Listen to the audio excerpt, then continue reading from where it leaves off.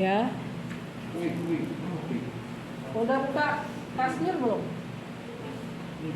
Belum. Standar industrinya adalah 2/1. Ya.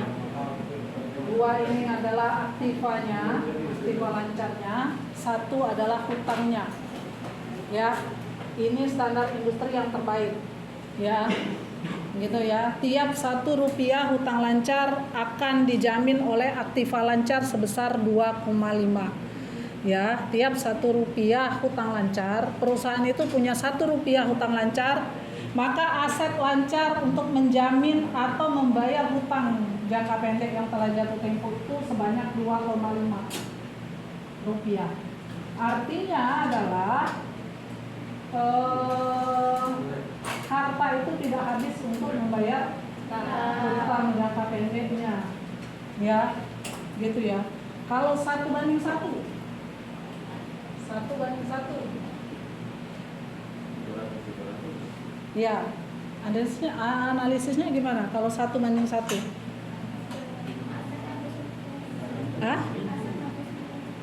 asetnya habis berarti, ya kan? Iya, jadi seluruh aset lancar yang dipunya oleh perusahaan itu habis dibayar untuk bayar hutangnya, hutang jangka pendeknya. Begitu. Oke. Ini sudah gitu ya. Yang ketiga, di bukumu apa? Nah,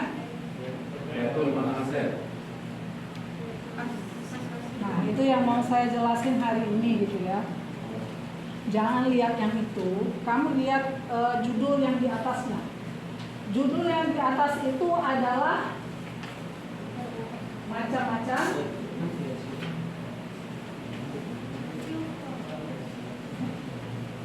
Lihat atasnya, tulisan di atasnya.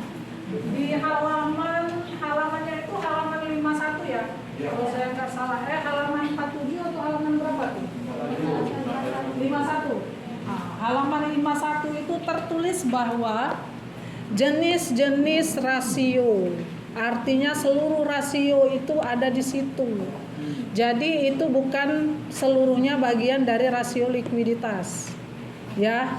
Kalau kamu cari rasio likuiditas, kamu buka halaman selanjutnya. Macam-macam analisis rasio keuangan. Nah, 1 rasio likuiditas. Likuiditas itu terbagi dari beberapa rasio. Yang pertama current rasio, yang kedua quick rasio. Terus apa lagi di bukumu? Rasio perputaran piutang. Nah, rasio perputaran piutang. Terus rasio apa lagi di sana? Perputaran persediaan. Terus perputaran uang. Yang tadi piutang, ini utang. itu di buku saya ya. Boleh kamu tambahin lagi. Saya mengambil referensi yang lainnya. Ya. Di referensi lainnya itu ada yang namanya rasio cash atau cash ratio atau rasio kas. Itu tadi kata temenmu, muter, perputaran uang ujungnya tadi kan. Rasio kas atau cash ratio, namanya aja kas gitu ya, atau cash ratio. Apapun bentuk kas, baik itu yang ada di perusahaan maupun yang ada di bank, itu adalah pembagi untuk atau pembayar untuk kewajiban lancarnya, ya, kas. Atau kalau ada uang yang ada di bank, atau ada lagi Bu, surat berharga, masuk di sini, surat berharga, gitu ya. Baru dibagi dengan kewajiban lancarnya.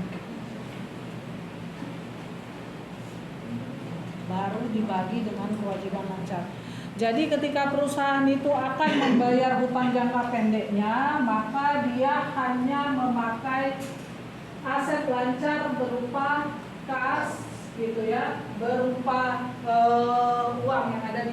sama surat berharga, ya, gitu ya. Kalaupun nggak ada Bu itu Bu, di bank nggak ada, surat berharga nggak ada, ya udah kas aja, gitu ya.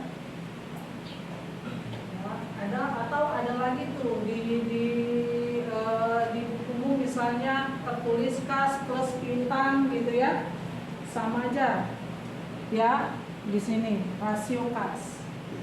Oke. Yang keempat yang tadi perputaran perputaran piutang ya. Rumusnya adalah penjualan dibagi dengan piutang.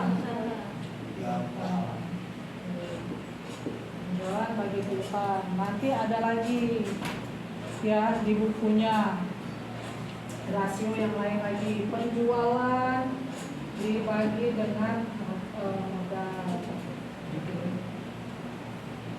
Makanya saya bilang sama kalian, jangan cuman buku itu aja referensinya, ya, cari buku lainnya, cari buku Kasmir, cari buku Sujarweni gitu ya, nanti akan ketemu tuh rasio-rasio lainnya, ya.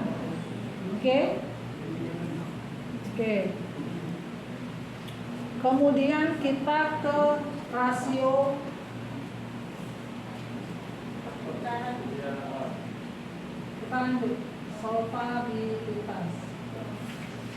Solvabilitas kemarin apa?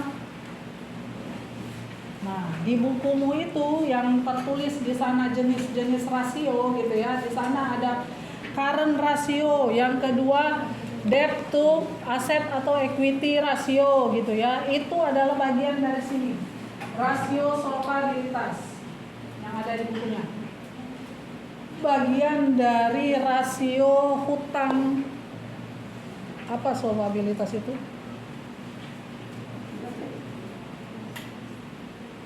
Biasanya kebalikan dari kewajiban apa?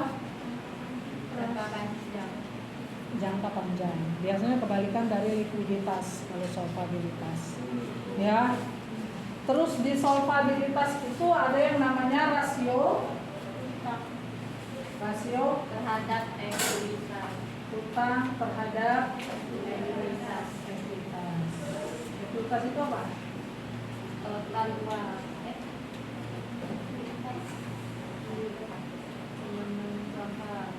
Apa?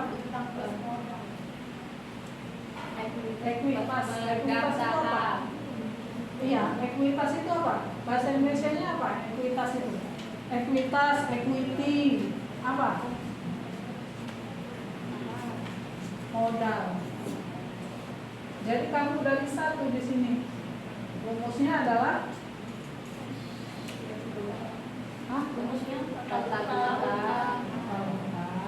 Ekuitas pemegang saham. Dibagi Ekuitas pemegang saham.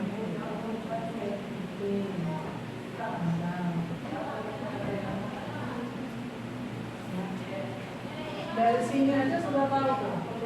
Bahasa Inggrisnya adalah debt to equity ratio.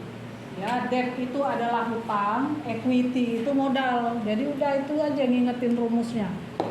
Jadi total hutang dibagi dengan modal. Modal pemilik, modal sendiri gitu kan, dan lainnya. Ya. Kemudian ada lagi tuh yang kedua, rasio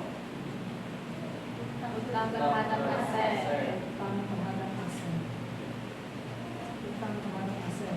Jadi total Utang dibagi total aset. dibagi total aset. Debt to